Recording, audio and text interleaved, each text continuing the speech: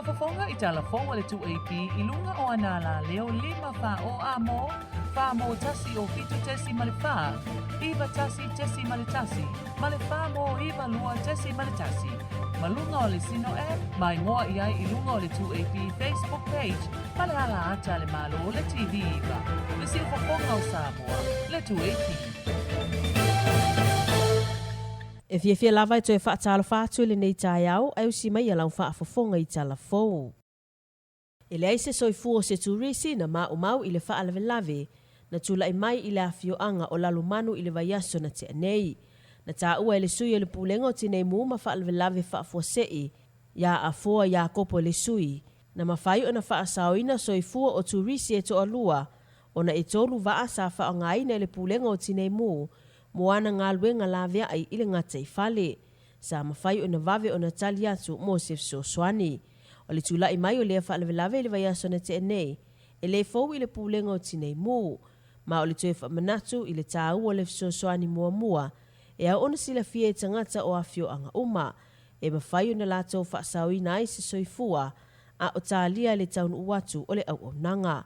Ua fautua ina fo ifa le tali mālotu matawhanga. Ina ia fautua ina turisi I vaenga o le sami. E le te tau ono o iai I taimi o tā elenga. E whapea fo I le atunu o lau tele I tā elenga I le sami. E le whaatanga ina o na whaiese ngā luenga welo e au noa me le whai o se pēmita mai le pulenga o tinei mu ma whaalawelawe whaafuasei. O le pēmita nei e tā ua ia mo le sirafia. O na re I le whaalawelawe sa tu le mai vai tele te tole musa I vai tele ngai I tua tonu whalawa le market. Inai I le vaso se mai tu nei. Na mafua mai le welo. A foa ia kopo le sui sinia mai le vaenga o whaalawiloa a le ofisa o tinei mu. E te tau o na whaatumu le pepatalo sanga o so se tase fia whaatino ngā luenga welo ma esu e mua pe o fea tonu le vaenga e whaatino ai le ngā luenga. E ono le mawhai o na maua le pemita pe a whai e le saunga le mu. E yeini so pisinisi ua sila fia le vaenga pe tai o le toa tele lava o lo whaatino whaasolitu la fono ma e matua ia a fia I le taimi e tupu mai ai se whaalawelawe. E le aini whaalawelawe matu ia sa tutupu a o whea ngai le atunu o ma le whaamanatuina o le e seta.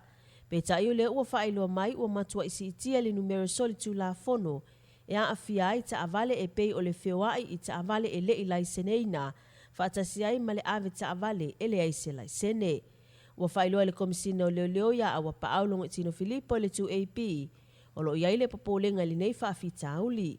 Ona e matua I la matiai le soifu o le atunu e le ngata I tangata Savavali ai whaapea foi I la tou o lo o whewai I ta avale.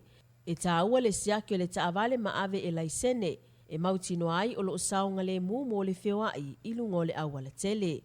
Sa ripotia foi e tātou talafou I le tai awana nafi le whaanuanuanga o le whaala putuputonga o tau I mo whaalawelawe tutupu whaafuasei.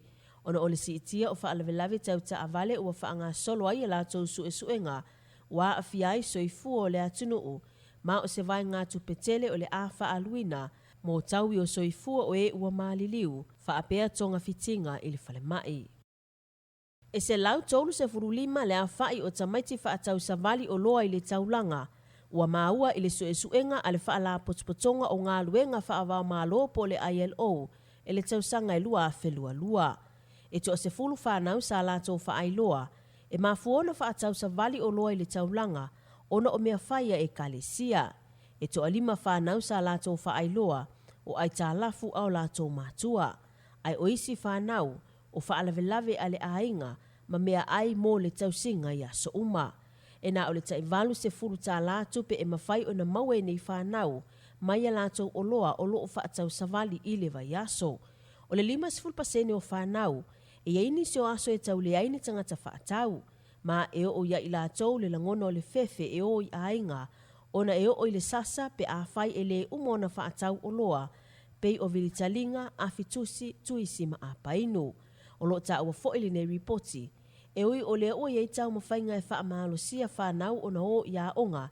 Pei ta i le o mawhai o ne tau fia nisi o whanau o lo o wa aia le whaatau wino nei o loa mai le a fiafi se ia o I le leva o li pō. Ma o le popolenga i le whaatupula ia o le numera o whanau e whaatau savali o loa i le taulanga wa amata o nā lia e maiai nisi o solinga tula fono.